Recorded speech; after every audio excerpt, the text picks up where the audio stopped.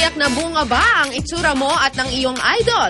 Kahawig mo ba ang isang celebrity? Pwes, you've got the look-alike.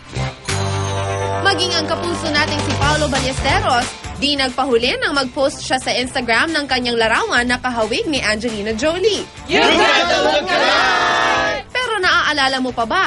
November 2007, nang unang pinauso ng unang hirit ang pagpapakita ng larawan na kahawig ng artista sa game segment na You've Got the Look-alike.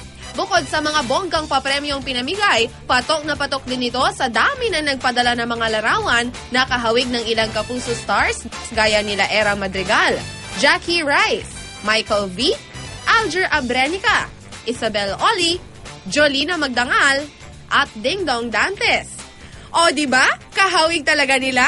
At ngayong umaga may mga bibida na kamukha daw ng mga celebrity sa pagbabalik ng You've Got the Look-alike.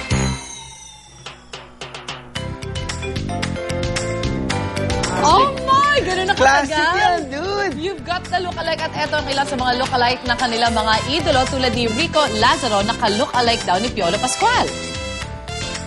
Yan. Eto na si Mike Quinn. Yeah, baby! Naks naman. Oh my God! Si Papa Pay nandito! Ah, sorry. Yan, si Mike Quinn naman ka-look-alike ni Ryan Agoncillo. Ryan? Yeah. Ray? Rai? Hello? Phone patch mo to, Rai? Oh! Yeah! Ano nga, no?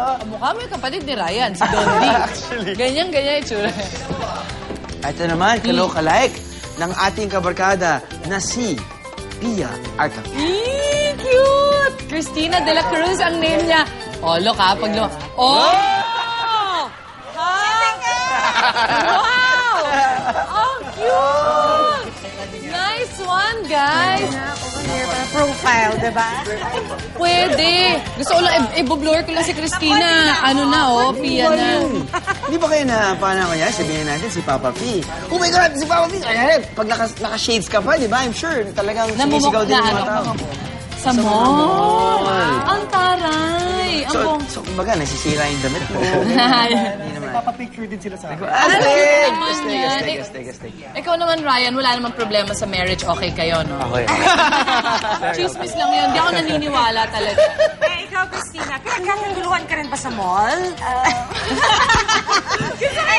Yung mga fans, dinudumog ka ba? Yan. Nililigawan ng mga politician? Sorry. Ay, true ha? Ang cute mo! Ito. So cute. Pero mga kapuso, hindi nyo naman kailangan pumunta dito sa studio para nga ma-acknowledge na kamukha mo yung mga artista dahil sa pamagitan ng pagbubuo sa inyong litrato sa UH Online Tambayan, pwede na kayong sumali sa You've Got Look-alike! Ganun lang pala yun, Drew. Hanggang sa tingin nyo, Commercial ba para to? kayong pinagbiyak na bunga ng inyong idolong artista o personalidad.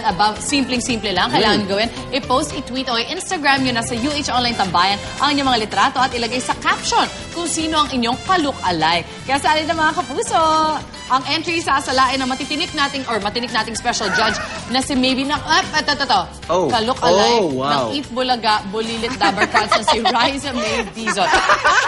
Pwede! We love you!